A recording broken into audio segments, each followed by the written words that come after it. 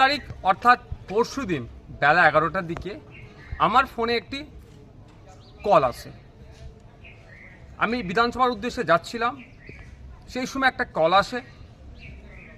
কলটা রিসিভ করার পরে রীতিমতো আমাকে শাসানি দেওয়া হয়, আমাকে হুমকি দেওয়া হয়, আমাকে মেরে ফেলবে, আমাকে খুন করবে, আমার গলা কেটে নেবে, আমি কেন বাড়াবাড়ি করছি, আমি নাকি মমতা ব্যানার্জিকে হারাতে চাইছি, এই ধরনের একাধিক কথা বলে, যেটা আমাকে থ্রেট দেওয়া হয়, প্রাণনাশের হুমকি দেওয়া হয়।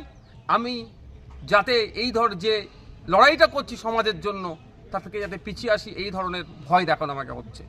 আমি এই বিষয়টা নিয়ে কনসার্ন ডিপার্টমেন্টাল যারা আধিকারিক আছেন তাদের কাছে চিঠি করেছি, তাদেরকে জানিয়েছি এফআইআর হিসাবে ট্রিট করার জন্য, নাম্বারটা দিয়েছি, কোন অ্যাড্রেস কোথা থেকে বলেছে সেইগুলো প্রোভাইড করেছি।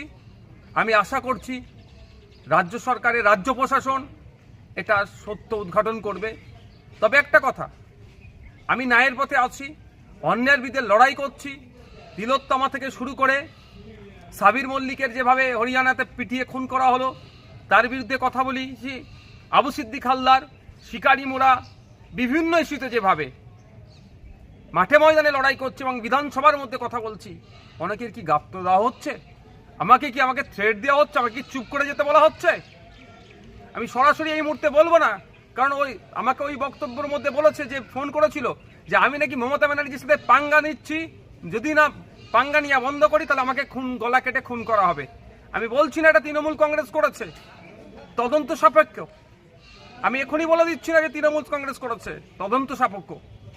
তারপরেও বলছি বিচার ব্যবস্থা আছে, আমি প্রশাসনকে জানিয়েছি, সত্য উদ্ঘাটন করুক, এর পেছনে কি ষড়যন্ত্র আছে, কি রহস্য আছে, কার বা কাদের কথা শুনে আমাকে এই ধরনের ফোন করে সরাসরি আমার গলা কেটে নেবে, আমাকে খুন করবে, আমাকে হত্যা করবে করে বলার সাহস পাচ্ছে।